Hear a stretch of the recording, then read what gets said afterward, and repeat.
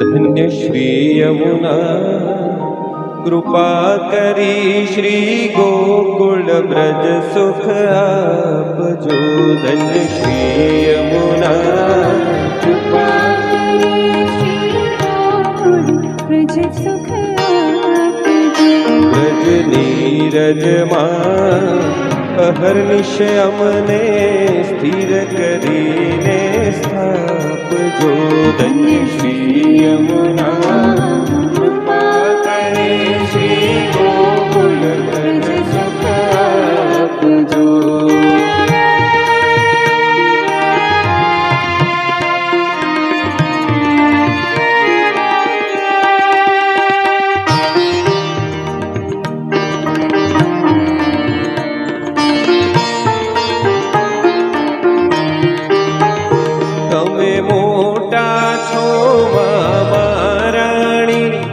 તમે જીવતણી કરુણા જાણી શરણે અમને લેજો તાણી. ધન્ય શ્રી યમુના કૃપા કરી શ્રી ગોકુળ બ્રજ સુખ આપજો. શ્રી વૃંદાવનની વાટમાં નાવું શ્રી યમુના ઘાટમાં વાલે રાસ રમણ રાતમાં.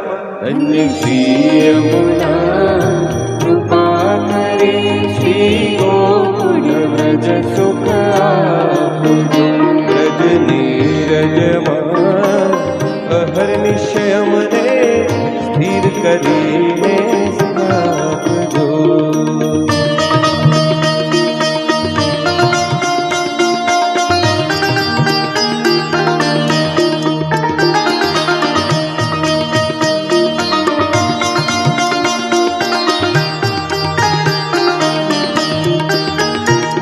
ચાલો તો થઈએ વ્રજવાસી પરિક્રમા કરીએ 84 મારા જન્મ મરણની ટળે ફાંસી.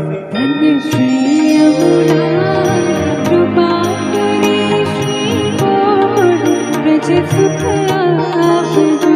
પધરાવો સાત સ્વરૂપ સેવા આરોગાઓ મીઠાવેવા વૈષ્ણવને લાવ ગણો લેવા.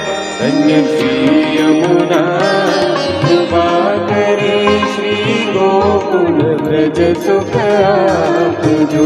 બ્રજ નીરજમાં અહર્નિશ અમને સ્થિર કરીને સ્થાપજો. ધન્ય શ્રી યમુના કૃપા કરી શ્રી ગોકુળ બ્રજ સુખ આપજો.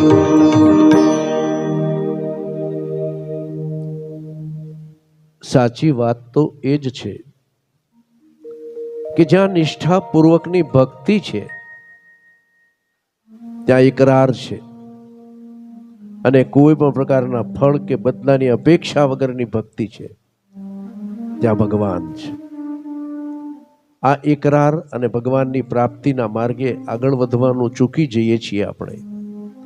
એની પાછળનું કારણ કે જ્યાં તર્ક છે ત્યાં તકરાર છે, અપેક્ષાઓ, માગણીઓ, ફરિયાદો ઊભી થઈ છે ત્યાં તકરારે આપણું પોતાનું શરણું ધારણ કર્યું છે. અને જ્યાં અર્થ છે ત્યાં અહંકાર છે, જ્યાં સંપત્તિનું પાચન નથી તેવું ત્યાં અહંકારે અંડો જમાવ્યો છે.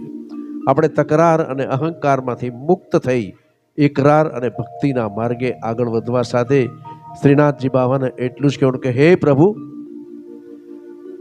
શું પ્રભાવ છે, શું તાકાત છે, શું જાદુ છે શ્રીનાથજી અક્ષર 4માં, કે શું પ્રભાવ છે, શું જાદુ છે, શું તાકાત છે શ્રીનાથજી અક્ષર 4માં. આફત બધી આશીષ બને પ્રભુ આપનું નામ લેતા પળવારમાં.